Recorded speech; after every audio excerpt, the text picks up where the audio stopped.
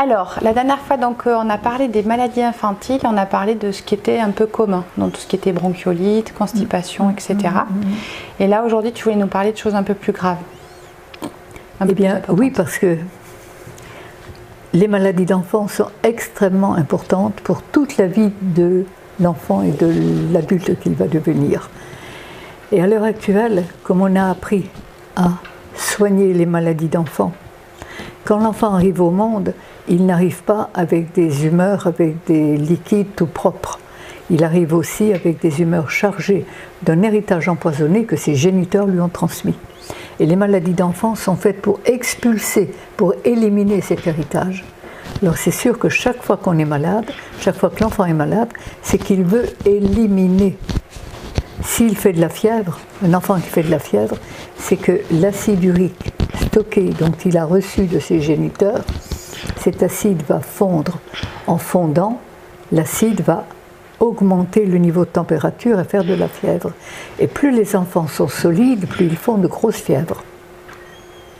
Et j'ai le cas là d'un enfant, et ça c'était, on n'était pas encore très vaccinés, c'était encore un enfant qui faisait des fièvres importantes. C'était le début de la pénicilline, et il était pénicilliné. 2 jours après, la fièvre remontait, c'est-à-dire que le corps voulait à nouveau évacuer. Il était repénicilliné, et là ça a duré pendant 3 ans.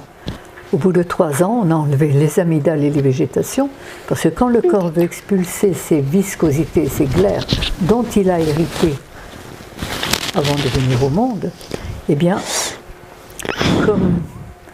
comme il faut faire gonfler du riz séché au fond d'une casserole pour le décoller, le corps va faire gonfler ces viscosités desséchées pour les expulser. À ce moment-là, les amygdales, les végétations aussi, et on a enlevé, puisque la médecine est symptomatique, elle enlève ce qui gêne, sans se demander pourquoi ça gêne. Hein? Et là, on a enlevé les amygdales et les végétations de cet enfant.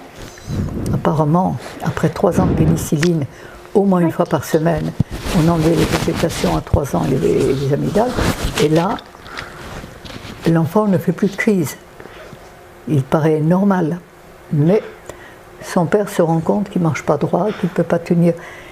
Et début de scoliose.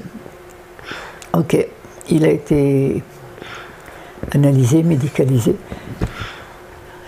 Il a eu un corset pour le maintenir, mais à 10 ans, tout l'acide urique que les fièvres avaient voulu, que le corps avait essayé d'expulser en faisant fondre cet acide qui a augmenté la température de l'enfant, tout cet acide a longé le muscle dorsal pour chercher une autre voie d'expulsion puisqu'on ne lui a pas permis. Et là, l'enfant était bossu à 10 ans. Mais ça, bossu, on n'en voit plus trop là aujourd'hui. Non, parce qu'on n'a plus l'énergie suffisante. On fait maintenant des maladies génétiques. Pourquoi? Parce qu'on a été vacciné, et qu'en vaccinant l'enfant, et ça je tiens vraiment à le dire, on interdit au système immunitaire, à son système immunitaire, d'évacuer les résidus, c'est-à-dire d'être malade. Et chaque fois qu'on est malade, c'est que le corps élimine, expulse et se nettoie, pour régénérer et pour retrouver sa santé. Seulement, comme c'est pénible, douloureux, fatigant, on arrête, on empêche le corps d'être malade, et on enferme tous ces résidus dans les humeurs, dans les nappes souterraines. Et là, on va faire évidemment des maladies beaucoup plus chroniques, beaucoup plus profondes et génétiques, et dégénératives et génétiques. Et l'autisme. Mais on ne fait plus. Alors bossu, j'ai le cas d'un autre enfant dont le papa était boucher, le grand-père boucher, et à 1 an, il avait fait 3 otites. Les 2 premières otites ont été soignées sans problème. La 3e otite, la maman se rend compte que l'enfant n'entend plus, il est sourd. On a bouclé, on a bouché le canal auditif. Comme à 1 an, il ne parle pas et qu'il ne peut pas reproduire ce qu'il n'entend pas, ça fait un sourd-muet. Et j'ai fait des recherches sur les sourds-muets qui le sont pratiquement tous devenus de cette façon. On empêche le corps d'éliminer ces résidus, donc on va faire une maladie un peu plus grave et un handicap. Et à l'heure actuelle, ce qu'on fait le plus, ce sont des autistes. On soigne les gastro d'un enfant. J'étais en Grèce il y a 3 ans, et je vois un magnifique gamin, 12 ans, mais il se promène. Et où elle est sa mère? Il faut que je vois. Je rencontre sa maman et je lui demande depuis quand son enfant était dans l'état où il était. Elle me dit, ben depuis la naissance. Depuis la naissance. Dites-moi, qu'est-ce qu'il a fait comme maladie, tout petit, bébé?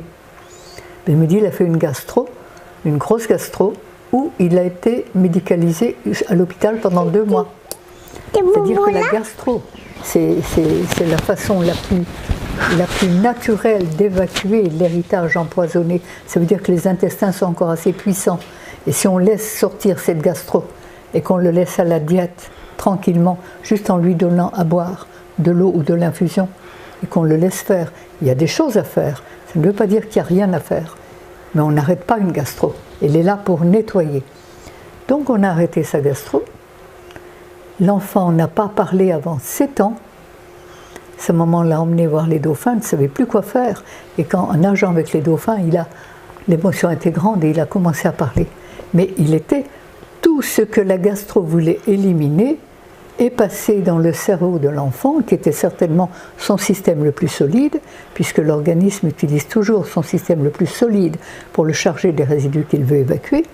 Et là, eh bien, quand les cellules cérébrales baignent dans la colle, dans l'acide urique, eh bien, ça en a fait un autiste.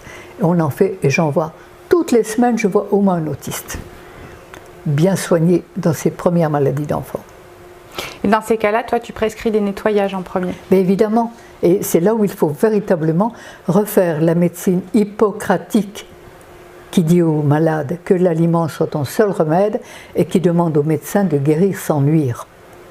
Seulement sous l'influence de la peur et de l'illusion et de l'ignorance des lois de la vie, on a arrêté les symptômes. On a de la fièvre, on coupe la fièvre. On a une diarrhée, on arrête la diarrhée. On a un rhume, on arrête le rhume. On a une bronchite, on arrête. Les règles trop abondantes chez les femmes, on enlève l'utérus.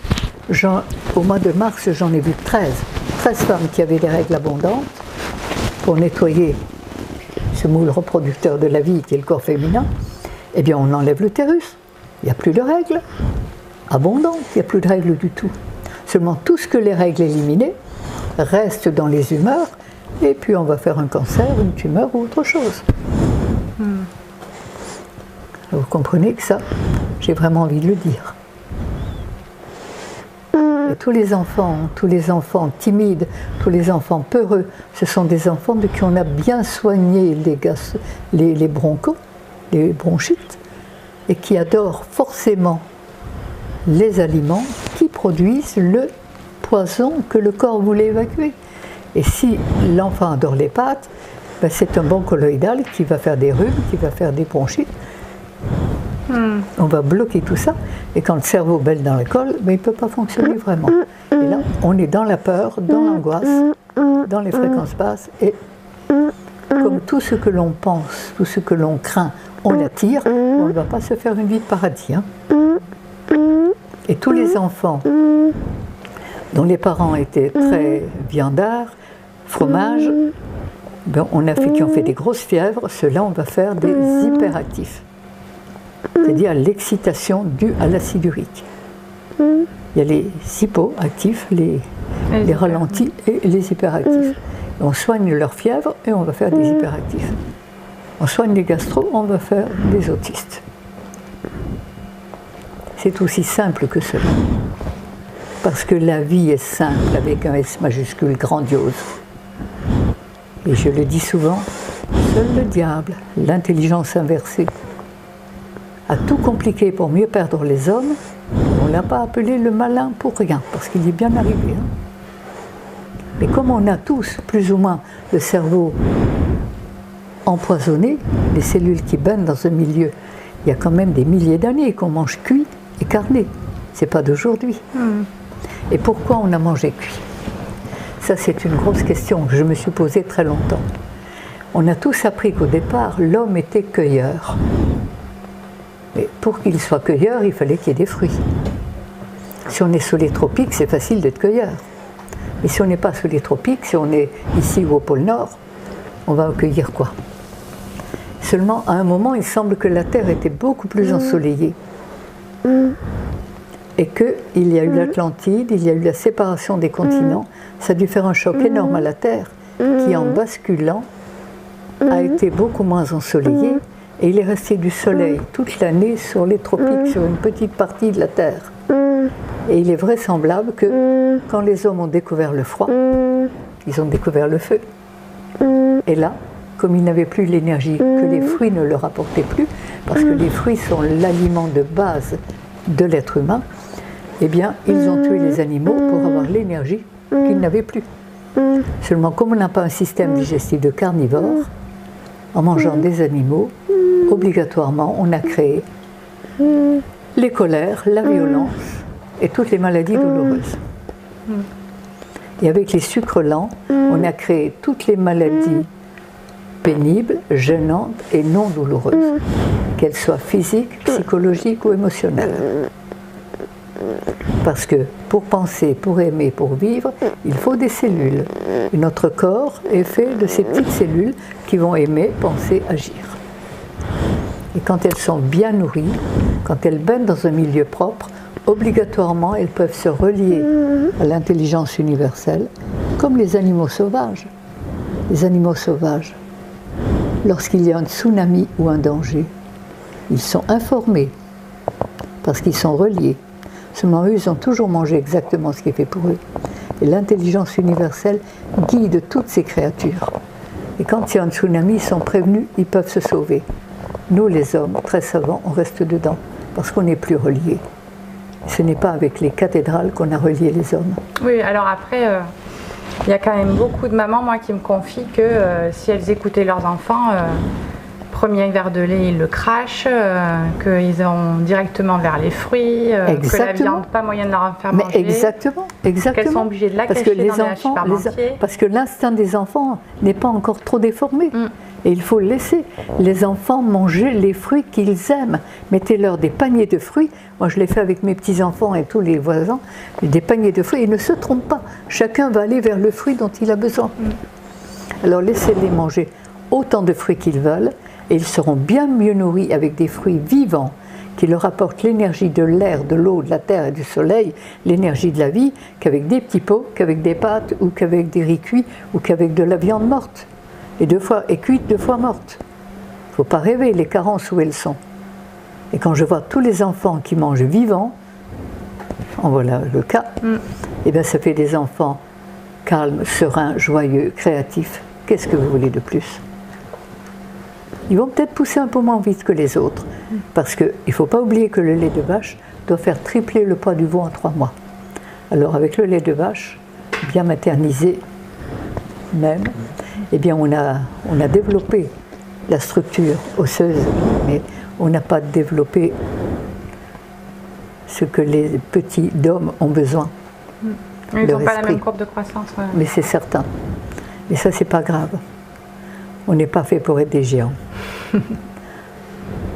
Merci Irène pour ce petit complément d'information très important. Je le dis tous les jours, hein. Mais c'est tellement important.